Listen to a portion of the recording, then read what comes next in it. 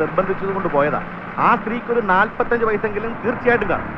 ആയിക്കോട്ടെ, നമുക്കിപ്പോ എത്ര വയസ്സായി? 55 റെക്കോർഡ്. ഷഷ്ടി പൂർത്തിയാവാൻ ഇനി എത്ര ദിവസം ബാക്കിയുണ്ട്?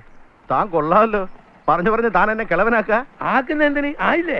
ആ 55 അത് സത്യം. പിന്നെന്താ?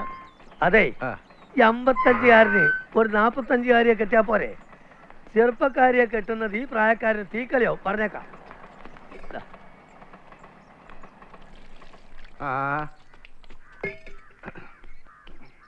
10-20 വർഷമായാലും ഞാൻ ഇദ്ദേഹത്തിന്റെ കൂടെ നേരുപോലെ കൂടിയിട്ട് എനിക്കൊരു കുടുംബമുണ്ട്, അത് മറക്കണ്ട. കാണുമ്പോഴൊക്കെ ഭാര്യ മോളും ചോദിക്കും, ഇനിയെങ്കിലും അടങ്ങി ഒതുക്കി ജീവിച്ചാ പോരേന്ന്. ഇതൊക്കെ ഇപ്പൊ പറയാൻ എനിക്കിനി വെച്ച് വിളമ്പി തരാനുള്ള ശേഷിയില്ല. അത് തന്നെ. ഇയാൾ എനിക്ക് വെച്ച് വിളമ്പി തരണ്ട, ഇല്ലെങ്കിൽ ഞാൻ പട്ടിണിയാവോ? കാണാൻ ഞാൻ ഇങ്ങനെ കാര്യങ്ങൾ എന്താവും. ഇയാളൊരു കാര്യം.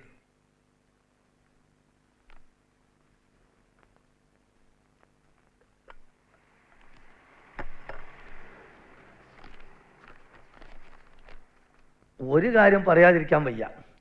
ചില നേരത്തെ ഇദ്ദേഹത്തിന്റെ പെരുമാറ്റം സഹിക്കാൻ പറ്റാത്ത രീതിയിലാണ്. അക്കാര്യം ആ വേലക്കാരിയും പലതവണ പറഞ്ഞു. അവൾക്ക് മടുത്തു. ചിലപ്പോൾ എനിക്കും തോന്നും ഇതൊക്കെ കളഞ്ഞിട്ട് പോയാലോ എന്ന്. പക്ഷെ എനിക്കതിന് കഴിയില്ല. ഈ മനസ്സെനിക്കറിയാം. താനിന്നൊരു വല്ലാത്ത മൂഡിലാണല്ലോ. എനിക്കുള്ള സ്വാതന്ത്ര്യം കൊണ്ട് ഞാൻ പറയണം. പറയടോ, തനിക്കെന്നോട് എന്തും പറയാം. താൻ എനിക്കൊരു ജോലിക്കാരനല്ല, എന്റെ സുഹൃത്താണ്, കാര്യസ്ഥനാണ്, എല്ലാമാണ്. താനില്ലെങ്കിൽ ഞാൻ ആരുമല്ല. ഇനിയെങ്കിലും ഒരു പെണ്ണ് ജീവിതത്തിലേക്ക് വന്നാലേ എല്ലാം ശരിയാവും. അതിന് ശ്രമിക്കാഞ്ഞിട്ടല്ലോ, ശരിയാവാഞ്ഞിട്ടല്ലേ? എങ്ങനെ ശരിയാവും? ഈ പ്രായത്തിലും സ്കെയിലും കൊണ്ട് എടുക്കല്ലേ പെണ്ണിനെ നീളും മണ്ണും അളക്കാൻ. കണ്ണിങ്ങനെ അയക്കണം, കാലിങ്ങനെ അയക്കണം.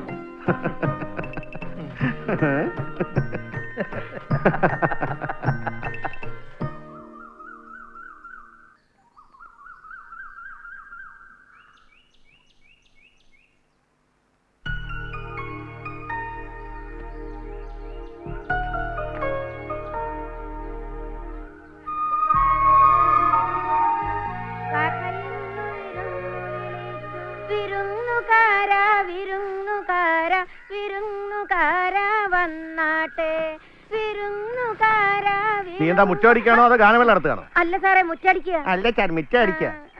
മുറ്റടിക്കുന്ന എങ്ങനെയാണെന്ന് ഞാൻ കാണിച്ചു തരാം. ആദ്യം ഇതിങ്ങനെ നാക്കണം. നീ ഗസറ്റ് ഓഫീസറെ ശമ്പളവും വാങ്ങിച്ച് മേലെ ഇറങ്ങാതിരുന്നു. ആർക്കാനും വേണ്ടി ഓർക്കാനിച്ചാ പോരാ. വൃത്തി വേണം, വൃത്തി. മനസ്സിലായോ? എന്നാ ഇതേപോലെ അങ്ങോട്ട് ചെയ്യും. വൃത്തിയും വെടുപ്പും എന്നൊക്കെ പറയുന്നത് ജാത്യാലുള്ളതാ. നിനക്കിവിടെ മടുത്തൊന്നല്ലേ പറഞ്ഞത്? മടുത്തെങ്കിൽ ഒരു നിമിഷം നിൽക്കരുത്, വെച്ച് വിടുന്നതാ നല്ലത്. അയ്യോ, സാറിനോട് ആര് പറഞ്ഞു? എനിക്ക് മടുത്തിട്ടില്ല. എനിക്ക് മടുത്തെന്ന് സാറിനോട് ആരെങ്കിലും പറഞ്ഞാൽ ആ പണ്ടാര കാലിലെ കുരു വെട്ടിയെടുത്തോണ്ട് പോകുള്ളൂ.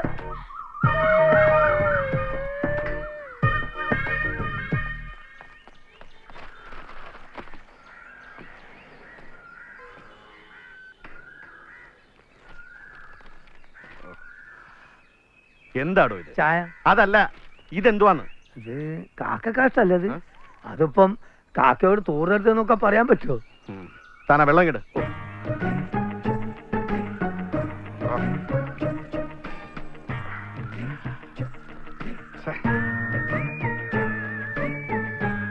ചായ.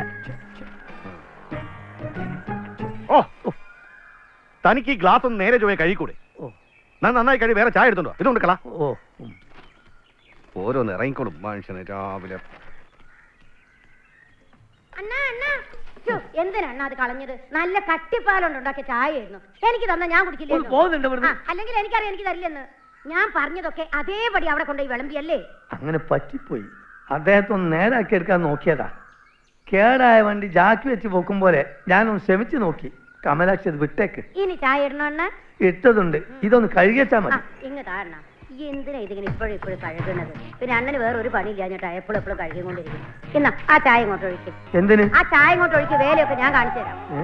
ഒഴിക്കും. അങ്ങേര് പറയുന്നതൊക്കെ അപ്പാടെ കേട്ട് അപ്പു അണ്ണനാ അങ്ങേര് ഇങ്ങനെ വഷളാക്കുന്നത്. ഈ ചായ ഞാൻ കൊണ്ട കൊടുക്കാം. അയ്യോ ചതിക്കല്ലേ, ഇവിടെ കൊലക്കളാവും. പിന്നെ എന്നെ അങ്ങ് മുടങ്ങുമോ?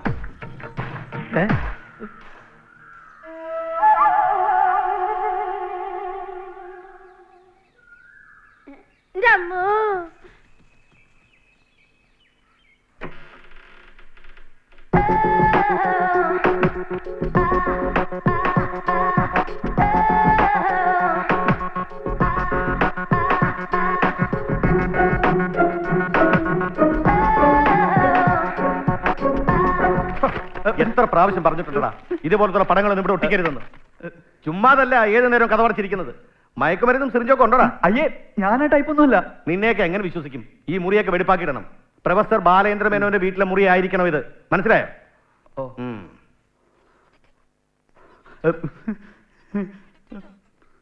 നിനക്ക് എവിടെ നിന്നാടാ മൊബൈൽ ഫോൺ? എന്താ മറുപടിയില്ലേ? എനിക്ക് മൊബൈലൊന്നുമില്ല. പിന്നെ ഇപ്പൊ കേട്ടതോ? എന്ത് കേട്ടു? ഞാനൊന്നും കേട്ടില്ലല്ലോ. അങ്കിളിന് തോന്നിയതായിരിക്കും.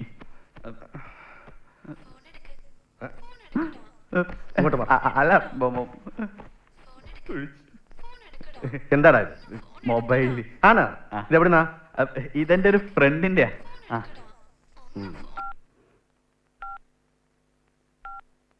പ്ലീസ് അങ്കിൾ, ഓപ്പറേറ്റ് അറിയാതെ അവിടെ എവിടെയും പിടിച്ചേക്ക് അതാകെ കൊളായിപ്പോ.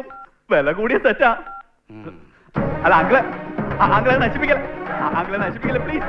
അത് തിരിച്ചു കൊടുക്കണം എനിക്ക്. എന്നെ കാണിക്കുന്ന അയ്യതാ പോയി. അത് ഒന്നുമില്ല ചേട്ടാ, ഒന്നുമില്ല പിന്നെ ചേട്ടാ, ഒന്നുമില്ല. അത് നല്ല സെറ്റല്ലേ. ഇദ്ദേഹത്തിന് വേറെ പണിയൊന്നുമില്ലേ? ആവശ്യമില്ല പിള്ളേരുടെ കാര്യത്തിലൊക്കെ വെറുതെ കയറി. പണി ഉണ്ടാകാതിരിക്കാനാ താൻ അവന്റെ അഭിപ്രായം ശ്രദ്ധിച്ചോ? അത് അവന്റെ തന്നെ. മാത്രമല്ല ഞാൻ കാണാൻ പാടില്ലാത്ത എന്തൊക്കെയോ അതിനകത്തുണ്ട്. തനിക്കറിയോ ഈ ലോകത്ത് നടക്കുന്ന മിക്ക പ്രശ്നങ്ങൾക്കും കാരണം ഈ മൊബൈൽ ഫോണാ. അതെയോ? ആ ആഹാ.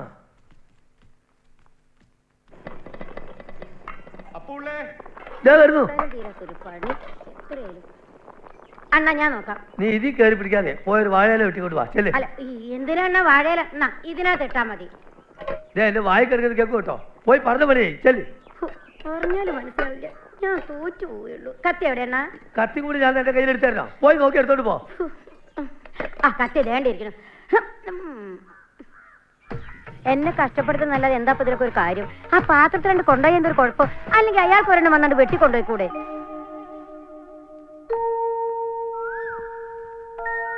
എന്തിനാ വാഴയെ നീ കൊലയ്ക്കാൻ പോയത്? കൊലയട്ടെ അയാളും അയാളുടെ ഒരു വാഴയും.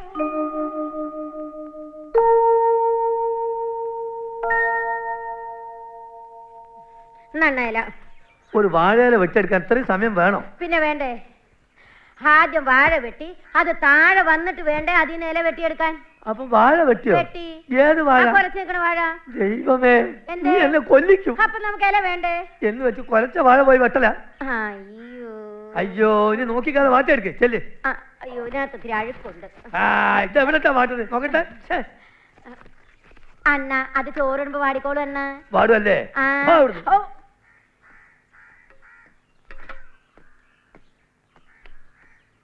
എന്താ ആയില്ലേ അപ്പുള്ളേ?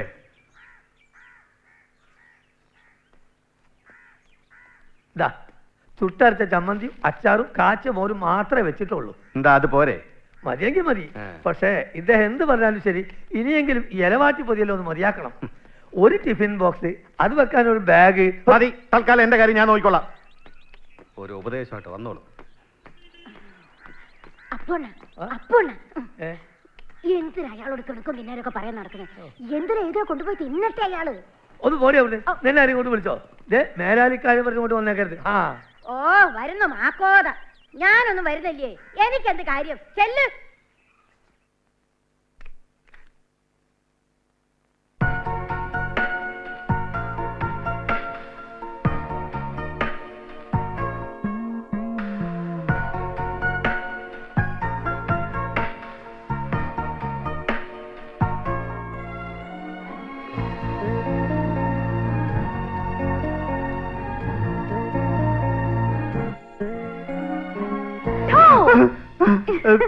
നീയാ? ഞാനങ്ങ് പേടിച്ചു പോയി. നീ കയറി വരുന്ന ആരെങ്കിലും കണ്ട? അയ്യേ, എന്ത് നോട്ടോടിയത്? വീട്ടിൽ കയറി കുറച്ച് മാനസ് വേണ്ടേ? അത് കാണിക്കേണ്ടടുത്ത് കാണിച്ചോളാം. താഴെ പിള്ളച്ചേട്ടല്ലേ? നിന്നെ കണ്ട? പിള്ളച്ചേട്ടനെ കണ്ടില്ല, തള്ളച്ചേട്ടൻ കോളേജിൽ പോണത് കണ്ടു. തന്നെ ആരും ഇല്ലല്ലേ? പിന്നെന്തിനാടി ഞാൻ പേടിക്കുന്ന? അയ്യോ വേണ്ട വേണ്ട, അവിടെ നിന്നാ മതി. ഞാനൊരു കാര്യം പറയാൻ വന്നതാണേ. പറഞ്ഞോളൂ. അയ്യ ആദ്യം നീ ടവലൊന്ന് എടുത്ത് കൊടുക്ക്. എന്തിനാടി? ഒന്ന് ഉടുക്ക്. ഓക്കേ, കൊടുത്തോ? കള്ളം പറയരുത്, ഇല്ലേ നിന്നെ കാണാൻ പരമ പോറാ. അയ്യ. ഹോ, ഇപ്പഴാ ശ്വാസം നേരെ വീണത്. അയ്യ, എന്തൊരു ചിരി. ആ, നാളെ കോളേജിൽ നിന്ന് സ്റ്റഡി ടൂർ പോവാ. ഞാനും പോകുന്നുണ്ട്. എവിടെ? എത്ര ദിവസം? 3 ദിവസം. ഊട്ടി, മൈസൂർ, ബാംഗ്ലൂർ, അങ്ങനെ ഒത്തിരി സ്ഥലങ്ങൾ. താൻ പോണ്ടടോ. അയ്യോ, അത് പറ്റില്ല. കാശൊക്കെ കൊടുത്തതാ. എന്നിട്ട് നീ എന്താ ഇതുവരെ എന്നോട് പറഞ്ഞേ? പോവാതിരിക്കാൻ ഞാൻ കുറെ ശ്രമിച്ചതാ. എന്നാ? പക്ഷേ ശാലിനി ടീച്ചർ മമ്മിയുടെ ഫ്രണ്ട് അല്ലേ, അങ്ങനെ പെട്ടുപോയതാ. അപ്പൊ നമ്മൾ ഇനി എന്നാ കാണുന്നത്? 3 ദിവസം കഴിഞ്ഞിട്ടാ. അതുവരെ ഞാൻ അതെ, ഞാൻ എനിക്ക് വിളിച്ചോളാം റേഞ്ച് കിട്ടുന്നിടത്തുനിന്ന്. എന്നാലും 3 അയ്യോ ദിവസം ഞാൻ വേണ്ട ചെറുക്കാ, വേണ്ട. അധിക സെന്റിമെന്റ്സ് ഒന്നും വേണ്ട. 3 അല്ല 30 ദിവസം എന്നെ കണ്ടില്ലേലും നിനക്ക് ഒരു വിഷമം ഉണ്ടാവില്ലെന്ന് എനിക്ക് അറിഞ്ഞൂടെ? എടി നിന്നെ ഞാൻ ഞാൻ ഇറങ്ങുക. നീ ഇന്ന് കോളേജിലേക്കില്ലേ? നിന്റെ മൊബൈൽ ഓഫ് ആണല്ലോ. പൊടി. ചൂടാവല്ലേ കുട്ടാ. നിന്റെ ചൂട് മാറ്റാൻ ഞാൻ ഊട്ടിയിൽ നിന്ന് വരുമ്പോഴേ കുറേ മഞ്ഞ് കൊണ്ടുവരാട്ടോ. ഇപ്പോഴത്തെ പ്രശ്നം പ്ലാസ്മ ടിവിയാണ്.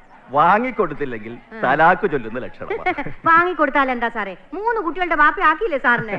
അപ്പോ വാങ്ങിക്കൊടുത്തേ. പിന്നെ അല്ലാതെ. No no no, never do it. ഭാര്യമാരുടെ ഡിമാൻഡ് അംഗീകരിച്ചു തുടങ്ങിയാൽ no end to it. My wife compels me to take her to Tirupati. But I simply refuse to oblige. പണം വേണ്ടേ? സ്വാമി സാർ ഇങ്ങനെയൊക്കെ പറയും കേട്ടോ അസിതാറെ. കാര്യം നടക്കണമെങ്കിൽ പ്ലാസ്മ ടി വി തന്നെ വേണം. ഇത്ര ചിരിക്കാൻ തിരിക്കുന്നു. അതിനല്ലേ അസീസ് ദിവസം മുല്ലപ്പ് അടിച്ചോണ്ട് പോകുന്നത്. മുല്ലപ്പൂമ്പൊടി ഏറ്റുകിടക്കും കല്ലിനുമുണ്ടാം ഒരു സൗരഭ്യം. അയ്യോ, സൗരഭ്യം കൂടിപ്പോയല്ലേ സാറേ. 3 എണ്ണം ഉണ്ടെന്ന് ഓർമ്മ വേണം. എന്താ എല്ലാവരും കൂടെ ഒരു കൂട്ടച്ചിരി? ഞാനൂടെ അറിയട്ടെ. പൊക്കൊങ്ങ് ഞാനൂടെ ചിരിച്ചേക്കാം. അതൊക്കും തോന്നില്ല എന്റെ സാറേ. ശരിയാ ശരിയാ, അത് പറഞ്ഞ് ശിശുക്കൾക്ക് മനസ്സിലാവില്ല. എന്റെ മേനോ സാറേ, സാറിന്റെ ലൈനാ ശരിയെന്ന് ഇപ്പൊ തോന്നുന്നു. മനസമാധാനം ഉണ്ടാകുമല്ലോ. അത് വെറുതെ. ഇടിവീണ തെങ്ങ് പോലെ ജീവിതം പാഴാക്കി കളയുന്നതിന്റെ ഫോളിഷ്നെസ് വയസ്സുകാലത്ത് അറിയുന്നത്. കിടപ്പിലായ ആരുണ്ട് നോക്കാൻ?